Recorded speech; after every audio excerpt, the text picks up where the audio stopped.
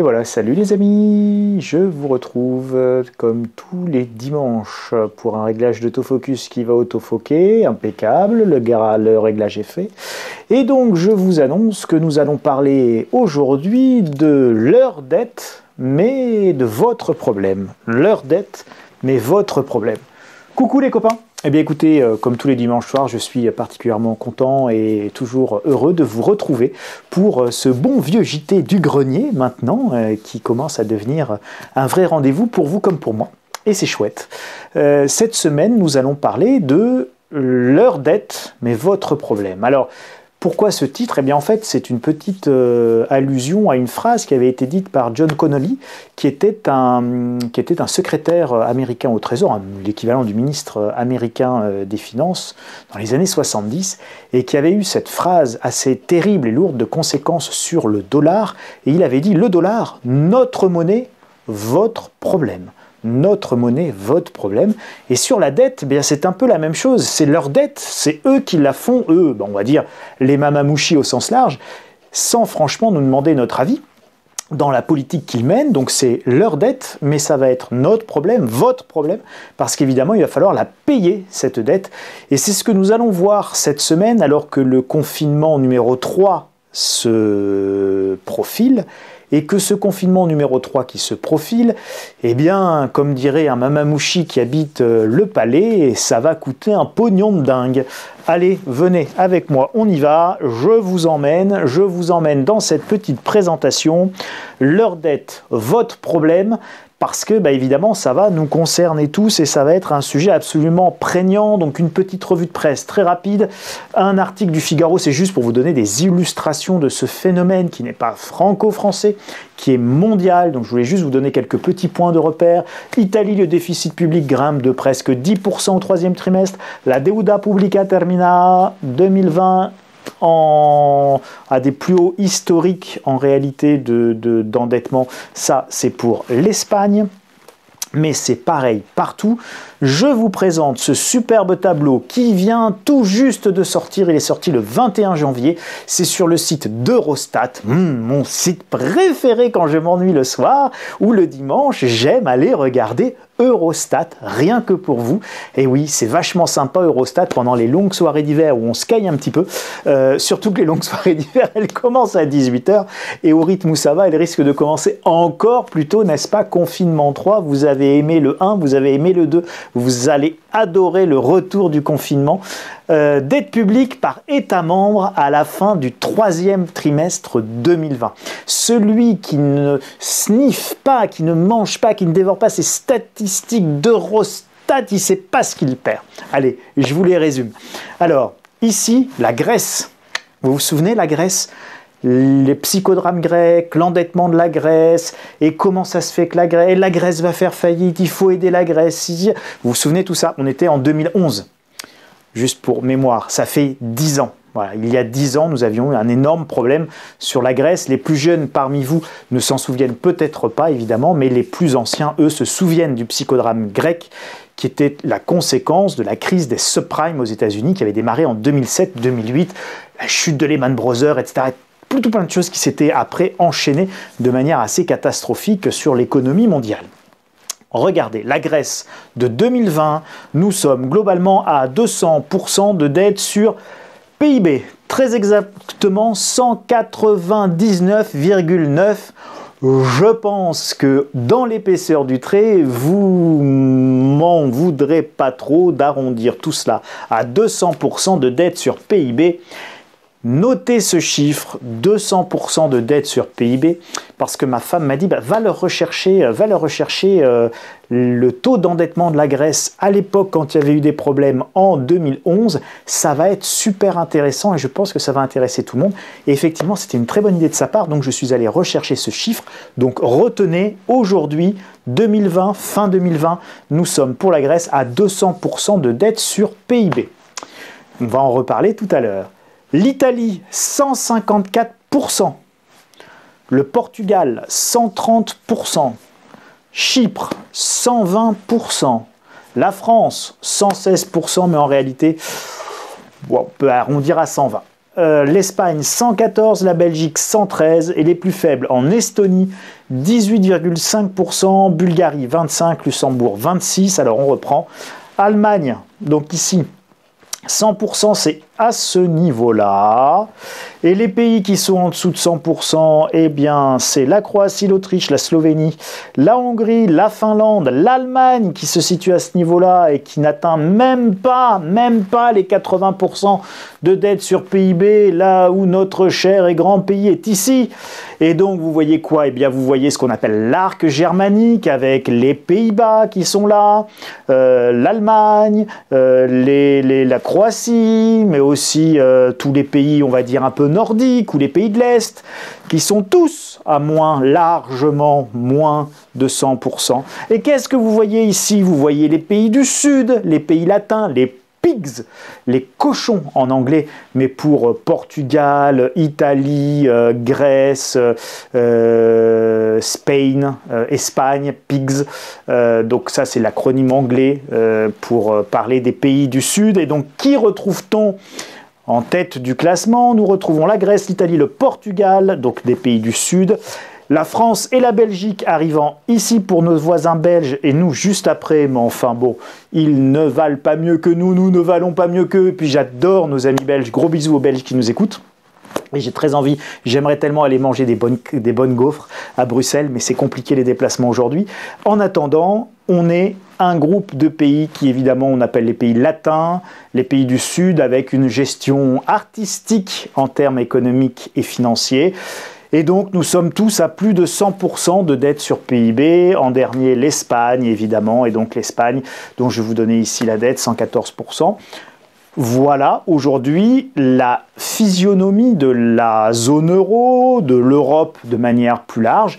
Eh bien, on est dans une situation extrêmement différenciée, extrêmement hétérogène. Et donc, si vous avez aimé la crise de 2011, avec l'endettement de la Grèce, les plans de sauvetage, les psychodrames, il a fallu que Mario Draghi, à l'été 2011, nous dise « whatever it takes », donc je ferai tout ce qu'il faut et tout ce qu'il sera nécessaire, et croyez-moi, ce sera suffisant pour mettre fin à la crise, et il a commencé à déverser des tombereaux de milliards d'euros pour sauver la situation. Eh bien, nous avons évidemment la même crise qui s'annonce sur 2021, 22, 23. Je ne sais pas trop quand est-ce qu'elle arrivera, mais évidemment, elle est inévitable parce que les groupes économiques entre les groupes de pays ont des économies qui sont évidemment totalement divergentes. Et ces divergences vont poser des problèmes majeurs, politiques et économiques, dans les mois qui viennent.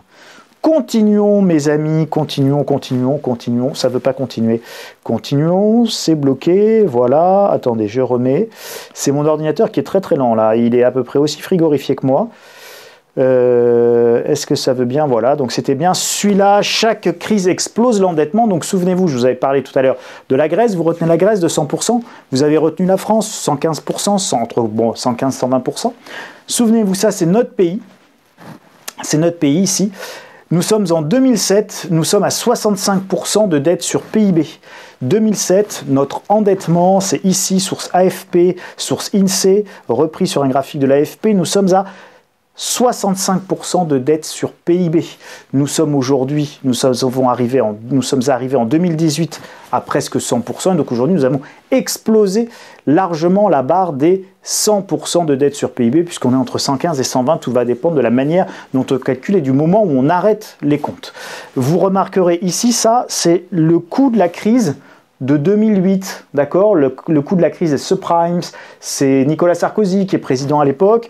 On passe de 65% de dette sur PIB à quasiment 90% de dette sur PIB. On va dire allez, 88%, soyons pas bégueules, 88, allez même 85%, on lui fait une remise à Sarko.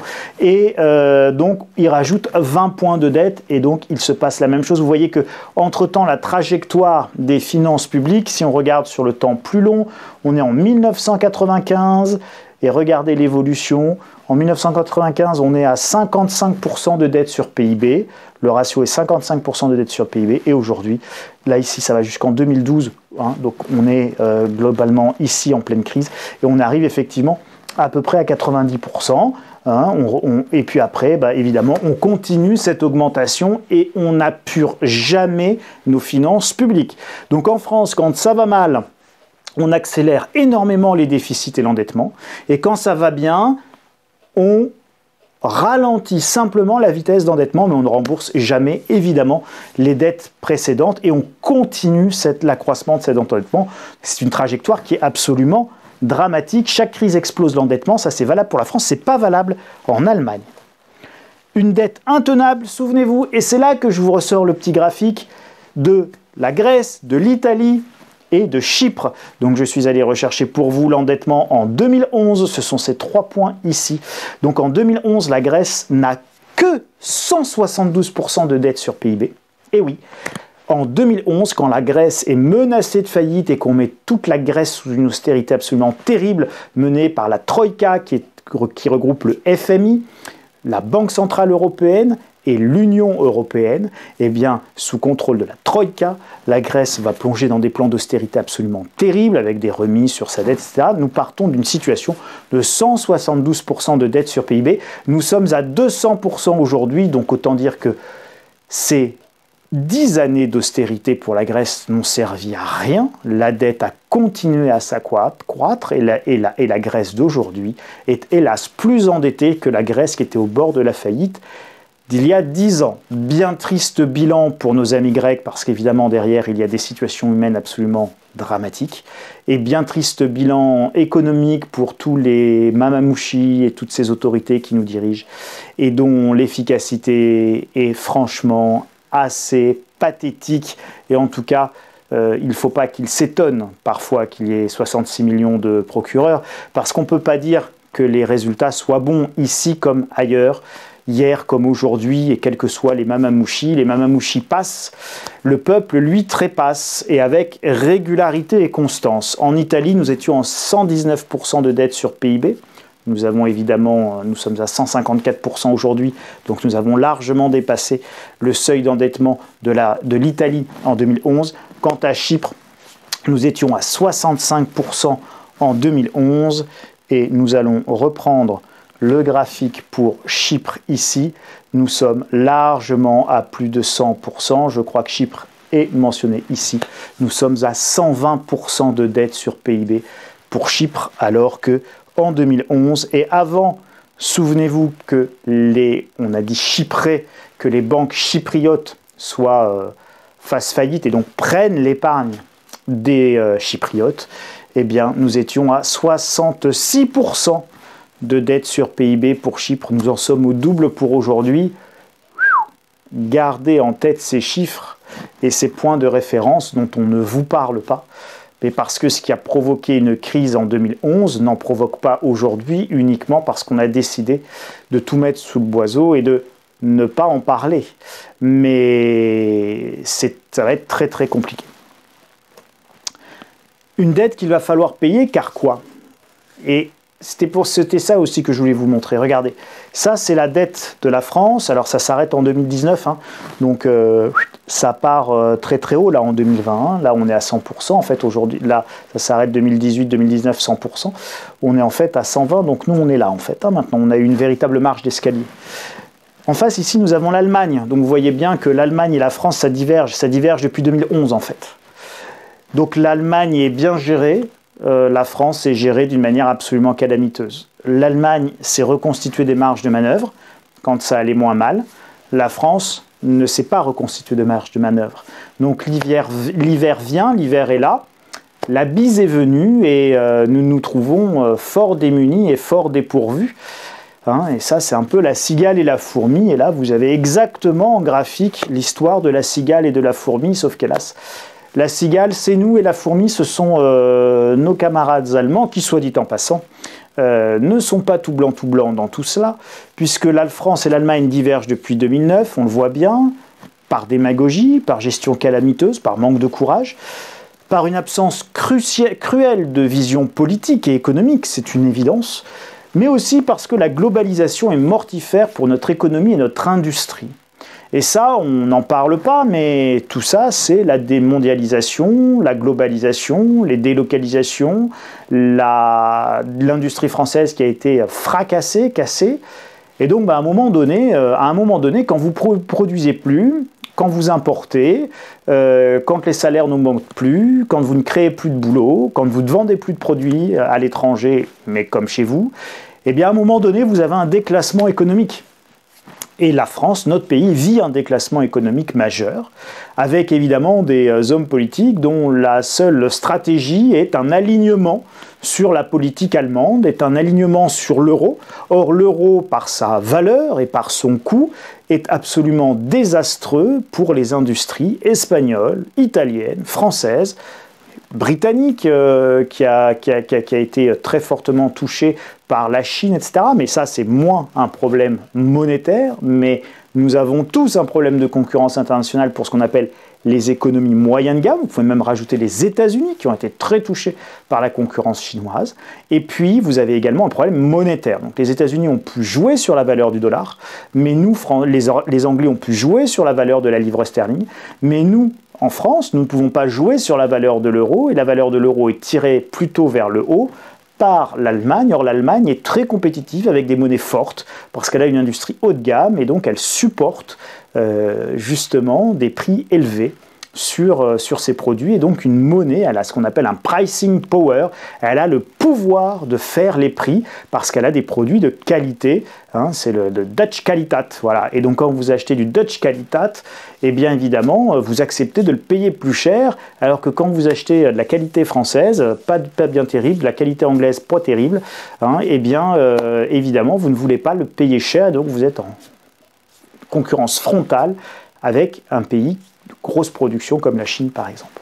Donc voilà ce qui se passe là. L'Allemagne a un modèle mercantiliste, et donc en Europe, elle a un modèle mercantiliste, et le modèle mercantiliste, hein, qui est de vendre beaucoup à l'extérieur et d'acheter le moins possible, eh bien, à un moment donné, évidemment, ça pose problème, surtout dans le cadre d'une monnaie commune que peut être l'euro. Et donc, cette divergence que vous voyez, elle a de multiples causes, mais enfin nous aurions pu faire autrement, nous ne le faisons pas, c'est fort dommage.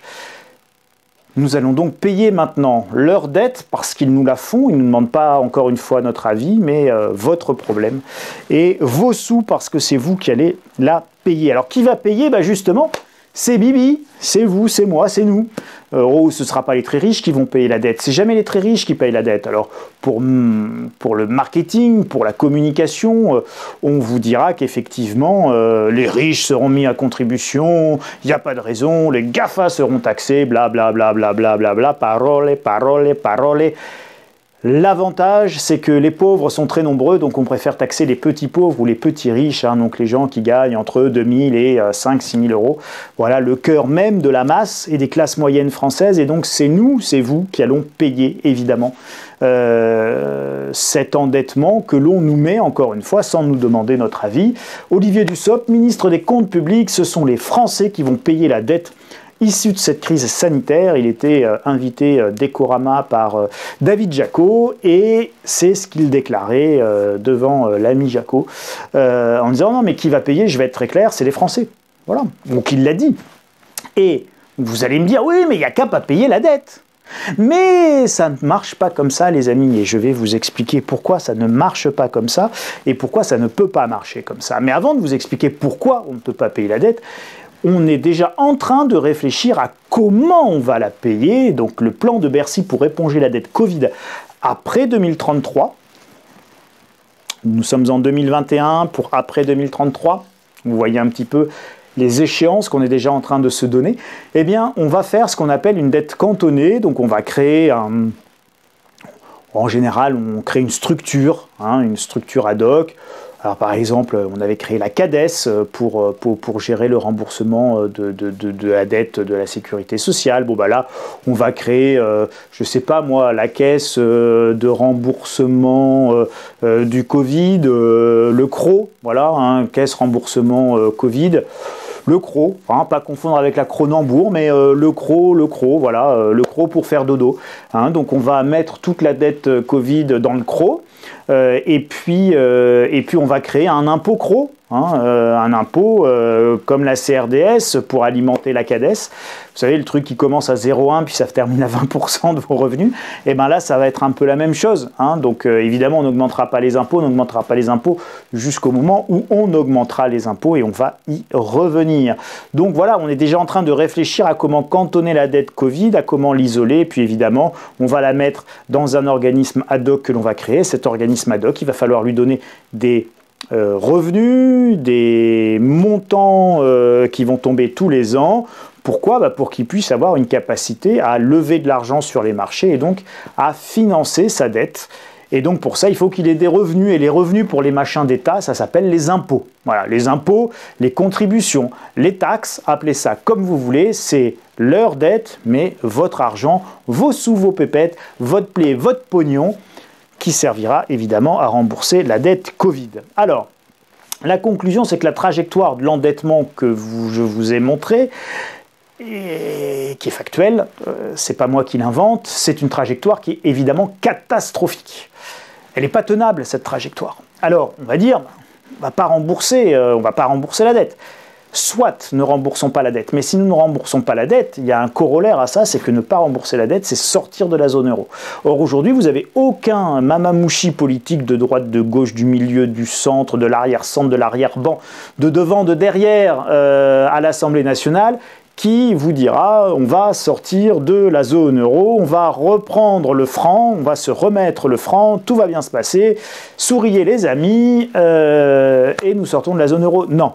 Mais ne pas rembourser la dette dans les traités actuels, ça veut dire sortir de la zone euro. Donc on peut ne pas rembourser la dette seul, mais ça veut dire sortir de la zone euro. Donc entendez-moi bien, je ne vous dis pas qu'on remboursera les dettes, je vous dis simplement que si nous faisons faillite, si nous ne remboursons pas les dettes, ça ne peut être que le fruit d'une décision collective avec beaucoup de pays, voire même au niveau de l'Europe, voire même au niveau mondial. Certains appellent ça le grand reset, justement, la grande réinitialisation.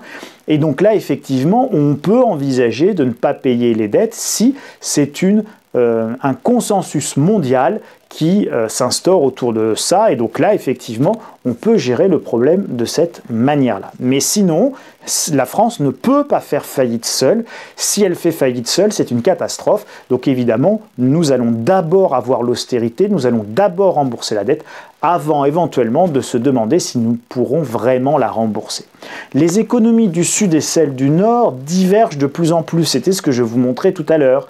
Et donc comme ces économies divergent de plus en plus, nous allons avoir des tensions politiques majeures entre les pays du Club Med qui vont plus pouvoir rembourser en réalité, et des pays beaucoup plus vertueux qui ont bien géré leurs sous-sous, leurs pognons, leurs blé-blé, et donc qui eux se disent moi j'ai pas de problème, donc si vous n'êtes pas vertueux, c'est votre problème, mais c'est pas le mien, et moi je ne veux pas venir payer pour vous. Donc évidemment ça, par analogie, c'est une crise politique et économique du type de celle de 2011 que nous avions vécue avec la Grèce, l'Italie, l'Espagne dans une moindre mesure, tout en sachant, le Portugal aussi, tout en sachant qu'à l'époque, les taux d'intérêt du marché avaient commencé à monter et que c'était les taux d'intérêt du marché monétaire qui mettaient les finances de ces pays en péril, ce qui n'est pas le cas aujourd'hui. C'est pour ça que j'ai tendance à dire qu'il nous reste des marges d'endettement grâce à des taux qui sont très très bas et qui sont maintenus très très bas de manière complètement artificielle, certes, mais qui sont maintenus très très bas par la Banque Centrale Européenne. Et c'est ce qui fait que l'endettement de la Grèce à 200% de dette sur PIB aujourd'hui est finalement paradoxalement moins grave que l'endettement de la Grèce à 175% du PIB il y a 10 ans, puisqu'il y a 10 ans, la Grèce devait se financer sur les marchés à des taux de marché qui explosaient littéralement, alors qu'aujourd'hui, tous les pays, que ce soit la Grèce, la France, l'Italie, l'Espagne, nous empruntons au guichet de la Banque Centrale Européenne si nous n'arrivons pas à emprunter à taux quasiment zéro, voire même négatif pour la France, sur les marchés, puisqu'Olivier Dussopt, dans l'émission que je vous ai montrée sur Boursorama et Corama, expliquait même que nous avions prêté 7 milliards d'euros, nous avions levé 7 milliards d'euros sur les marchés, à 50 ans et à moins 0,5%. Je ne sais pas si vous vous rendez compte, il y a des fous furieux qui prêtent à un pays comme la France, dont la dette explose depuis maintenant plus de 10 ans, qui est complètement hors de contrôle, sur une trajectoire dramatique, sans croissance, avec une divergence totale avec l'Allemagne, à taux négatif en nous prêtant sur 50 ans. Waouh! Présentez-moi cet aimable investisseur je peux lui proposer un placement un peu plus sympa. Moi, j'accepte de, je sais pas moi, s'il me prête 7 milliards, et ben, je lui garantis, allez, 1% de retour sur investissement. La BCE n'a pas le droit, dans les traités, de créer de la monnaie, de monétiser ou de financer directement les États. Elle le fait aujourd'hui de manière exceptionnelle, en trouvant plein d'arguties et d'artifices, mais en théorie, elle n'a pas le droit de le faire. Donc, tant qu'on est dans la crise sanitaire, la BCE met évidemment le liant suffisant, mais du côté des Allemands et d'un certain nombre d'autres pays européens, ça commence évidemment à couiner. Je vous renvoie à tout ce que dit Jens Wildemann, qui est le patron de la banque centrale allemande, la BUBA, l'équivalent de la Banque de France et la Bundesbank, et donc c'est pas, voilà, il n'est pas très content, il n'est jamais très content d'ailleurs, mais il l'est de moins en moins, donc à un moment donné, évidemment, ça va finir par poser des soucis. Donc on peut effectivement pousser à 200% du PIB en dette, sans doute, notamment pour la France, pour l'Italie, pour l'Espagne, mais enfin, à un moment donné, nous allons évidemment atteindre un plafond. Dans tous les cas, la crise sera payée, elle sera payée par une faillite ou par l'austérité, mais elle sera payée toujours par vous, par nous, elle ne sera pas payée par les mamamouchis qui décident. Et quand on vous dit qu'il n'y aura pas d'augmentation des impôts sur le revenu, ça ne veut pas dire qu'il n'y en a pas plein d'autres qui vont soit augmenter, soit évidemment être créés, et des impôts nouveaux peuvent voir le jour, donc il faut vous attendre à beaucoup plus de fiscalité et à moins de dépenses publiques. Plus de fiscalité, c'est quoi par exemple? Eh bien, c'est l'augmentation des impôts sur les successions, parce que les successions, c'est un drame individuel. Bon, puis c'est de l'argent, c'est comme gagner au loto, la succession, puis l'héritage, c'est un peu sale, dégueulasse, cacaboudin, crotte, vous avez rien fait pour le mériter, donc finalement, c'est vachement moral de piquer les sous que vos parents avaient réussi à mettre de côté. Voilà, donc regardez en ligne indirecte, par exemple, les successions, c'est 60%, en ligne directe, ça peut monter jusqu'à plus de 40% en fonction des montants. Donc, évidemment, et vous avez été largement taxé auparavant. Donc, voilà, mais les impôts sur les successions, c'est un drame individuel qui arrive de manière décalée dans le temps. Donc si je vous dis aujourd'hui, les impôts sur les successions vont augmenter le jour où vos vieux parents vont partir pour leur ultime grand voyage et rejoindre la rue du repos éternel, ça ne vous concerne pas tout de suite. Donc finalement, voilà, c'est typiquement ce genre d'impôt qu'on va augmenter. La fiscalité immobilière, évidemment, parce que l'immobilier est non délocalisable, donc on va augmenter la fiscalité immobilière, donc c'est des fiscalités indirectes. Là aussi, les méchants propriétaires, s'ils payent un peu plus, c'est pas bien grave. Donc, plus de fiscalité et moins de dépenses publiques, c'est, je sais pas moi, par exemple, fiscaliser les CAF, qui aujourd'hui ne sont pas prises en compte dans vos revenus. Et bien, si vous percevez des CAF, après tout, pourquoi ça se déclencherait pas de l'impôt? Ça se discute, ça risque de se discuter. Voilà, donc on va pas augmenter évidemment les impôts, on va augmenter la fiscalité, ça n'a rien à voir. On peut faire autrement. Donc vous allez payer et vous allez payer. Donc c'est leur dette, parce qu'ils ne nous ont pas demandé notre avis sur le 3e confinement, ils ne nous ont pas demandé notre avis sur la fermeture des magasins, ils ne nous ont pas demandé notre avis sur ce qui était essentiel ou non essentiel, ils ne nous ont pas demandé notre avis sur la fermeture des stations de ski ou sur ce qu'on pourrait faire ou ce qu'on voudrait faire. On nous ferme les choses, ça coûte extrêmement cher évidemment d'indemniser tous nos concitoyens dont on ferme l'outil de travail, tous nos concitoyens que l'on prive d'aller travailler, donc évidemment le coût est absolument monstrueux pour les finances publiques. Confinement 1, confinement 2, ça fait 1 an que nous y sommes, nous entamons notre 3e confinement. C'était la stratégie et la théorie du confinement en yo-yo, en stop and go, dont je vous avais parlé au tout début de l'année dernière, il y a maintenant 1 an, entre janvier et février 2020, je vous avais exposé tout ça. Eh bien, nous sommes en plein dedans et puis évidemment, on ne voit pas la lumière au bout du tunnel et vous n'êtes pas près de la voir, mes pauvres, parce que je pense qu'effectivement, nous sommes partis pour durer dans cette situation extrêmement longtemps et que nous ne sommes pas encore au moment où nous allons rembourser la dette. Ça sera leur dette, notre problème, votre problème, mais pour plus tard, parce que pour le moment, nous sommes toujours dans la crise sanitaire, et dans la crise sanitaire, à la guerre comme à la guerre, budget de guerre, donc on dépense pas sans compter, mais presque. Si cette vidéo vous a plu, évidemment, vous la partagez, vous vous abonnez les amis, vous me mettez un gros doigt bleu de Schtroumpf, qui est le petit pouce, vous vous abonnez à la chaîne Le Grenier de l'Écho. Abonnez-vous également sur le site insolentiae.com pour recevoir la lettre d'information quotidienne et gratuite, ça nous permet de rester en contact. Abonnez-vous pour ceux qui veulent aller plus loin à la lettre stratégie, vous avez le lien ici, vous avez le lien en bas, puis normalement vous avez un petit i qui doit s'afficher là-haut. Et puis écoutez les amis, je vous souhaite un excellent confinement numéro 3. Nous aurons sans doute le temps d'en parler. En attendant, je vous souhaite une belle semaine. Prenez bien soin de vous, vous êtes tous précieux. Merci pour votre attention. À la semaine prochaine. Merci les amis. Au revoir.